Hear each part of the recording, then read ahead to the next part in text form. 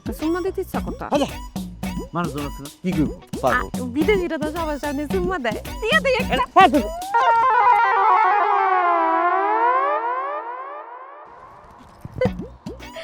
শুনো না, আমার এত খুশি লাগতেছে। খুশিতে থাকলে মানুষ অনেক কথাই তো কয়া দেয়। তোমার একটা কথা কই, আজকা পর্যন্ত কোনো সময় তোমার কই নাই।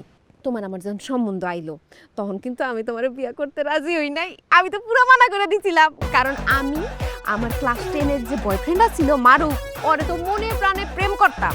আমি তো ভাবছি যে বিয়া হইলে আমার মারুফের লগই হইব, কিন্তু আমি আমার লাইফের বেস্ট ডিসিশন তোমারে নিছি যে বিয়া করাটা। তাই তোমার বিয়া যদি না করতাম তাহলে কি এত দেশ ঘুরতে পারতাম? এই যে সিঙ্গাপুর গেলাম, থাইল্যান্ড গেলাম, ওই ফকিন্নি মারুফ জীবনে আমার এত দেশ ঘুরাইতে পারতো কও?